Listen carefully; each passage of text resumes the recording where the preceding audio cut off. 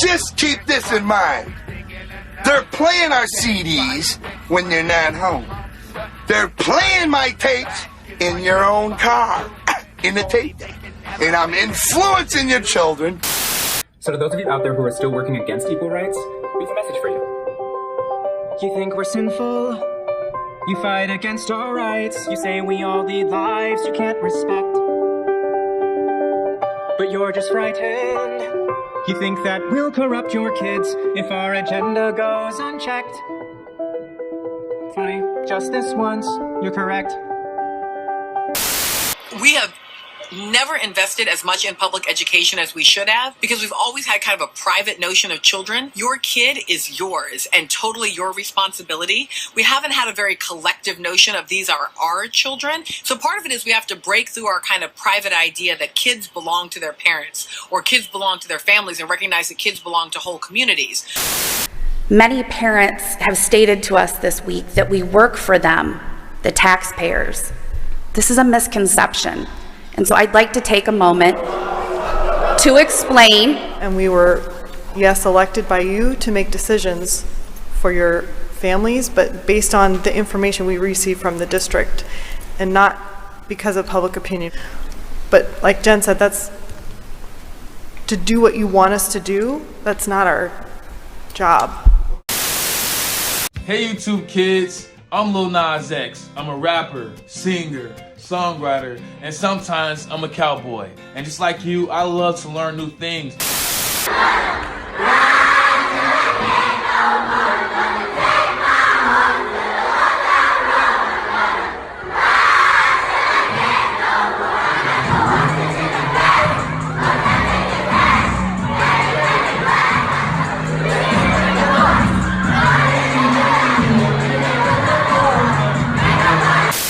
The video, which was co-directed by Lil Nas X, is filled with biblical and ancient Greek references. And at one point, the 21-year-old slides down a pole to hell to seduce the devil and gives Satan a lap dance. About 120 juniors, girls and boys at Columbia Grammar and Prep School were subjected to Fonte's class called Pornography Literacy, an intersectional focus on mainstream porn, because she taught at an elite Manhattan school for high school students. Fonte's class included material such as semi-nude women in bondage, porn genres including incest themes, barely legal, and kink and BDSM. Listen, if you're ever going to commit a crime, you should do it now because you're still a minor. And I'm influencing your children.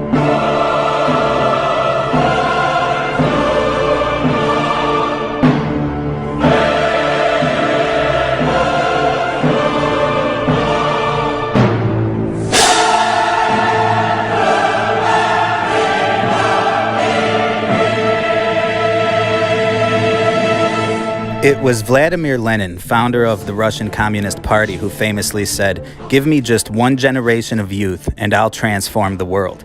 You know, it's always been about the youth. Have you ever noticed how the entertainment industry targets the youth? You know, almost exclusively in a lot of areas. And from the Beatles all the way to Post Malone, it's always had the same effect. These famous adult celebrities stand elevated on stages before tens of thousands of screaming teenagers, and they're worshipped like gods.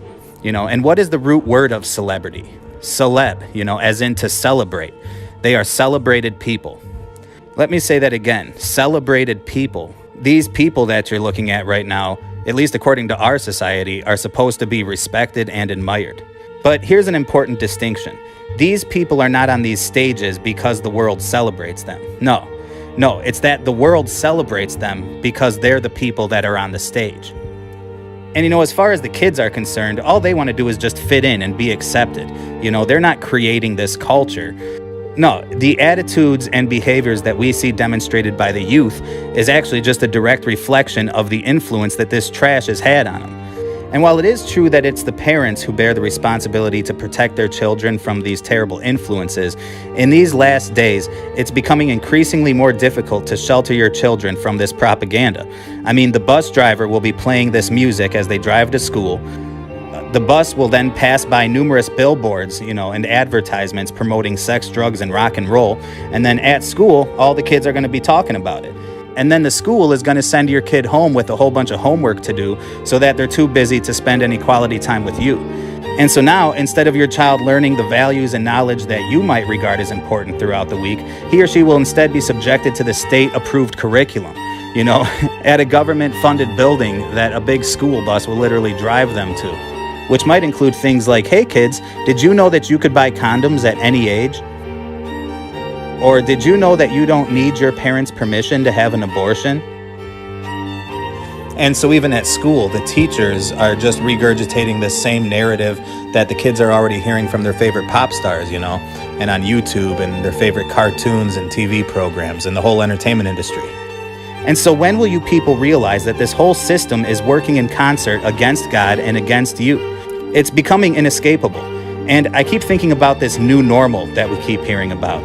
And I gotta say, as a guy with a pretty fair balance of conservative and liberal friends, nobody likes this new normal stuff. But that doesn't really matter to the ruling class, because they know that they can't teach an old dog new tricks, you know?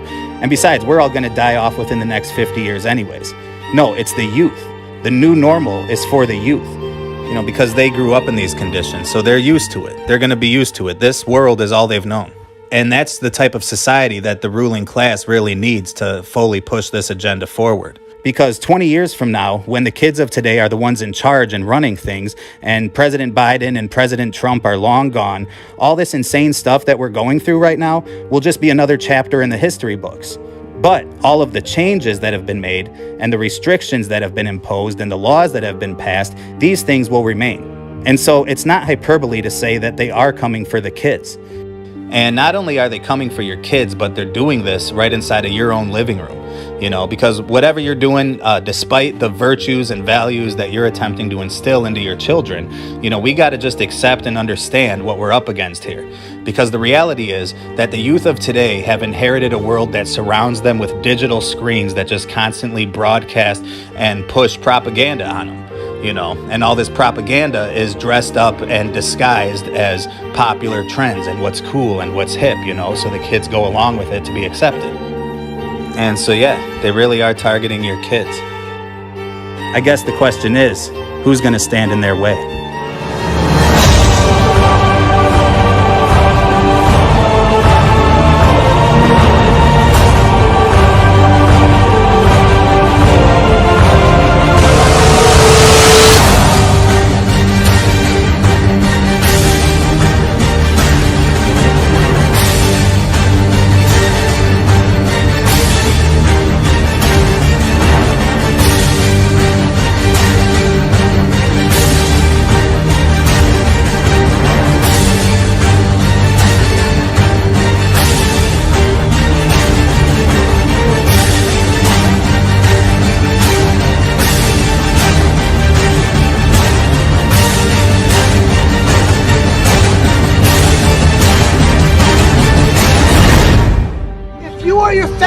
Ever inherited money or property, take a step forward.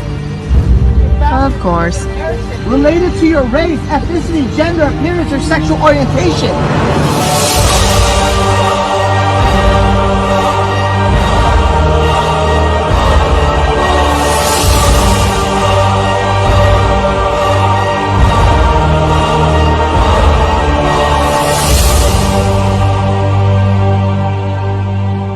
My name is John Paul Kane.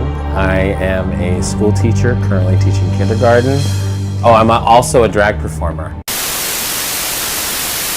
These scissors really come in handy in art class. These colored pencils too. These new socks, they can be a real lifesaver.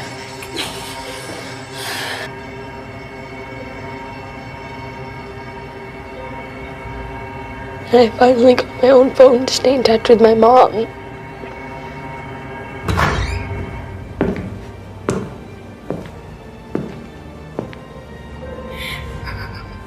This is the world you are graduating into. This is what I want to talk about today with you for a few minutes. To lead in shaping a new world order for the 21st century.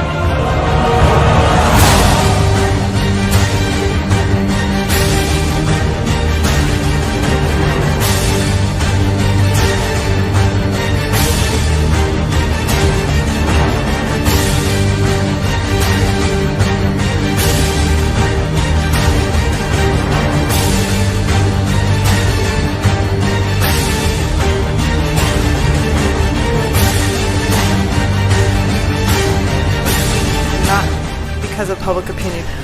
But like Jen said, that's to do what you want us to do. That's not our job. And your parents are so supportive of you, but they've encouraged you to stay and be who you are. So how has that inspired you to be open about dressing in drag? They support me by letting me do what I want to do. The influence of this black magician and professing Satanist upon popular culture has compelled some researchers to consider him the real father of the modern New Age movement. I can't think of any other occultist who's been more influential on rock musicians than Aleister Crowley. No one close. London Times called Crowley the unsung hero of the 1960s.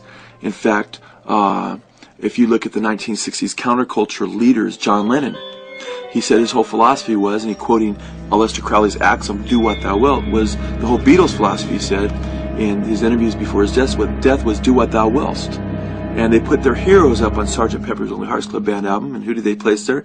Aleister Crowley. In fact, that whole album, as we show in our rockumentary, was basically a tribute to Crowley's New Eon, along with their Satanic Majesty's Request by the Stones that the Beatles put out with Sgt. Pepper. In fact, we make a really clear case for Sgt. Pepper being Crowley. In fact, Crowley died 20 years before that album came out, and of course the song 20 years ago today, Sgt. Pepper taught the band to play. It was 20 years ago today, Sgt. Pepper taught the band to play.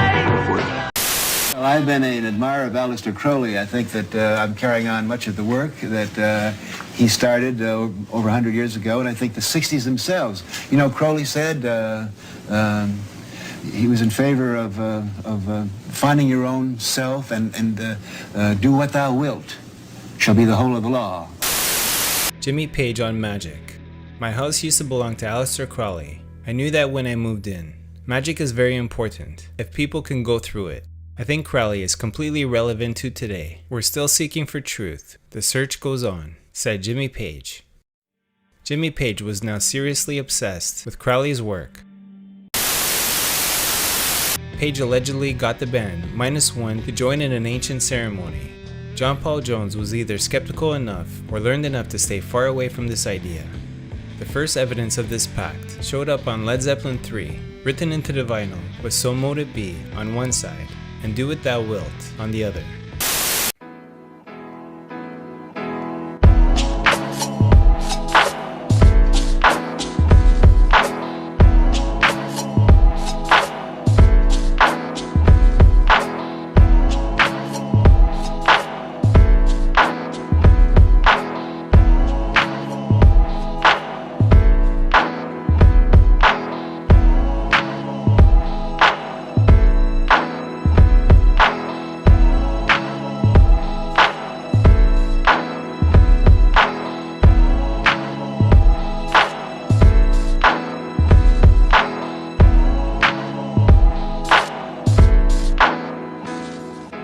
And we all know the formula. I mean, we've seen it for years because it's the very same formula that has already been used for the past few generations.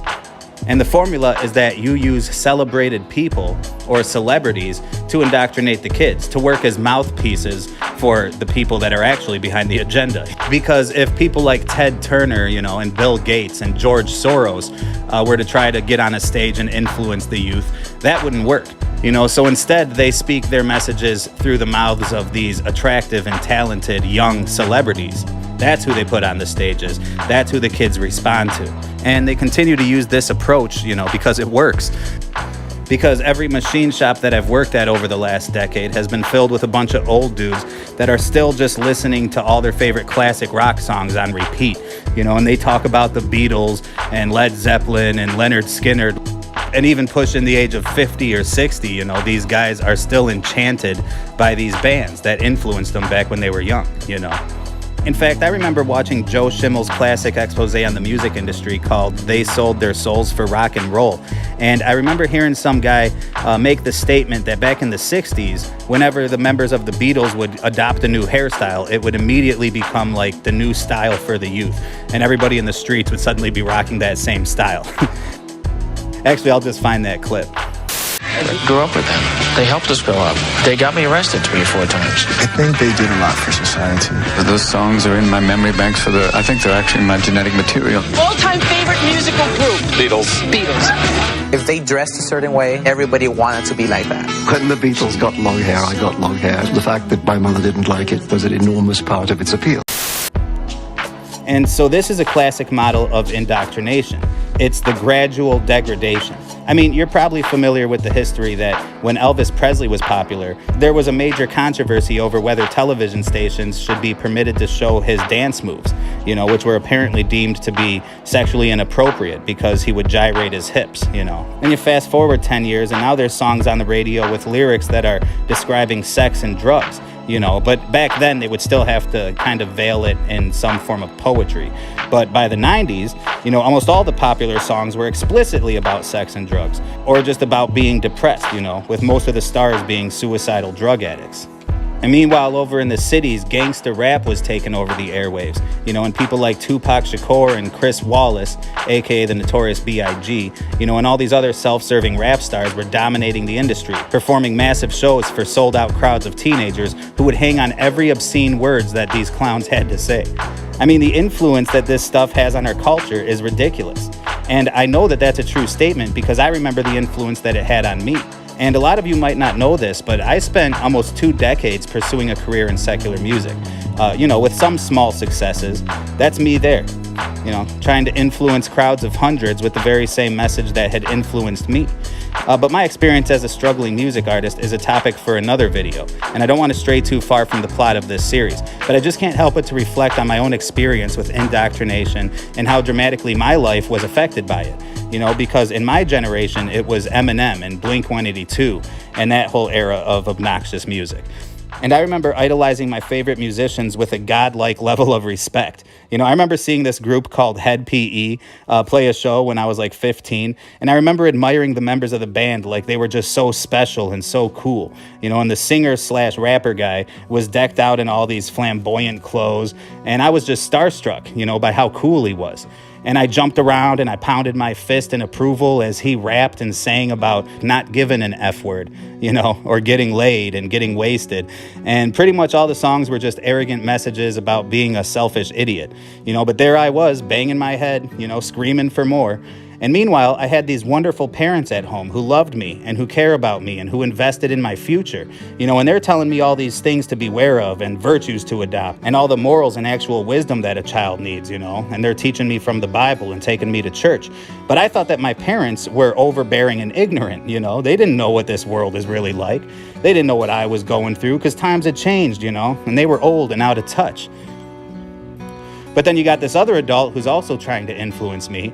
And that's the cool guy on stage who's famous and everybody's cheering for him. And he's trying to get me to chant along with him about not giving an F word, But somehow his message seemed a lot more appealing to me than my parents did, because he was just telling me to do whatever I want, to do what thou wilt.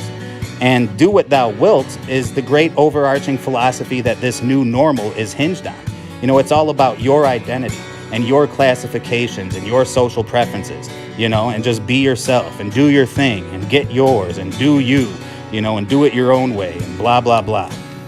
And really pretty much it's just a reinforcement of the satanic motto, do what thou wilt. Just have as much fun as you can and experience as many pleasures as you can in your short time here on earth. Because when you die, you're just going to disappear, because that's what the kids of today are being taught. They're taught that life has no objective purpose, and that we're just mere animals on a tiny planet spinning around within a massive universe. And they are taught about sexuality, and how fun it is.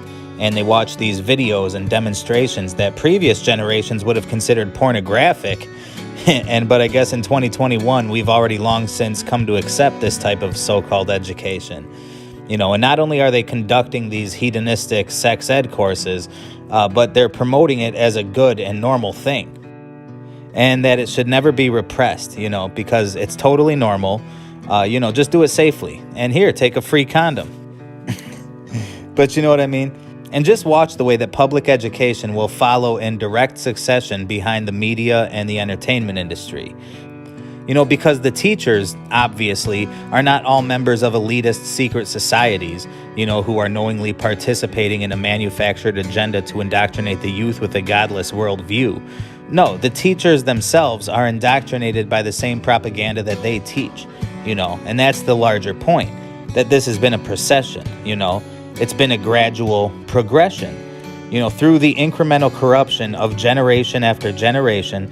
We have finally gotten to a point where the children of today, who are predominantly influenced by the media and popular culture, are being raised by parents who were also predominantly influenced by media and popular culture. And even my generation was raised by parents who were predominantly influenced by media and popular culture. So this has been a long-winded and well-played agenda, indeed.